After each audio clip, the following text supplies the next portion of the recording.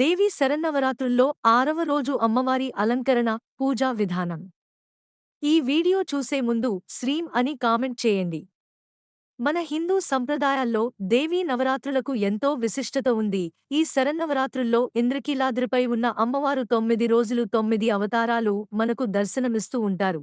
అందులో భాగంగా 6వ రోజు మంగళవారం అమ్మవారు ఏ అలంకరణలో మనకి దర్శనమిస్తారు, అమ్మవారికి ఏ నైవేద్యాలు సమర్పించాలి, ఏ పూలను సమర్పించాలి, ఏ స్తోత్రాన్ని పఠించాలి, ఈ రోజు అమ్మవారిని పూజించడం వల్ల మనకు ఎటువంటి శుభ ఫలితాలు కలుగుతాయి అనే ముఖ్యమైన విషయాలు అన్నీ కూడా ఇప్పుడు ఈ వీడియోలో మనం తెలుసుకుందాం. ఫ్రెండ్స్, ముందుగా ఈ వీడియోని లైక్ చేసి షేర్ చేయండి. అలానే ప్లీజ్ మా ఛానల్ని సబ్స్క్రైబ్ చేసుకుని మాకు సపోర్ట్ చేయండి.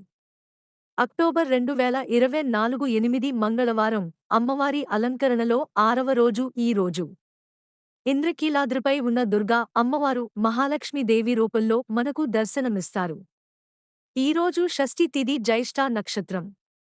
అమ్మవారికి మంగళవారం శుక్రవారం అంటే ఎంతో ప్రీతికరమైన రోజు. అందుకని ఈ రోజున ఇంట్లో ఉన్నటువంటి స్త్రీలు తెల్లవారుజామునే నిద్రలేచి ఇంటిని అంతా శుభ్రం చేసుకుని తలస్నానం చేసి అమ్మవారికి ఎంతో ఇష్టమైనటువంటి పసుపు ఎరుపు రంగు వస్త్రాలను ధరించి మీ పూజ గదిలో ఉన్న అమ్మవారి విగ్రహం ముందు అష్టదళ పద్మం ముగ్గుని వేసి అమ్మవారికి చిన్న బెల్లం ముక్కనైనా సరే నైవేద్యంగా పెట్టి మీ ఇంట్లో పూజ చేసుకుని హారతి ఇచ్చి ధూపం వేసిన తర్వాత మీ దగ్గరలో ఉన్నటువంటి దేవి ఆలయానికి వెళ్లి అమ్మవారిని దర్శించుకోండి.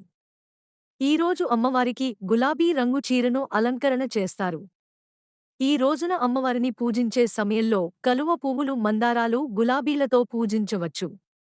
ఈ రోజున అమ్మవారికి ఎంతో ఇష్టమైనటువంటి క్షీరాన్నం, పూర్ణం, బూరెలు, కేసరి నైవేద్యంగా సమర్పిస్తారు. అందుకని మీకు వీలైతే ఈ రోజు స్వయంగా మీ చేతితో ఈ ప్రసాదాన్ని తీసుకువెళ్లి అమ్మవారికి నైవేద్యంగా సమర్పించవచ్చు. అమ్మవారికి నైవేద్యం సమర్పించిన తర్వాత ఈ ప్రసాదాన్ని అక్కడ ఉన్న భక్తులకి, చిన్నపిల్లలకి పంచడం వల్ల మీకు విశేషమైన పుణ్యఫలితం లభిస్తుంది. పూజ పూర్తయిన తర్వాత అమ్మవారికి ఎంతో ఇష్టమైనటువంటి అష్టలక్ష్మి స్తోత్రం, మహాలక్ష్మి స్తోత్రం పఠించాలి.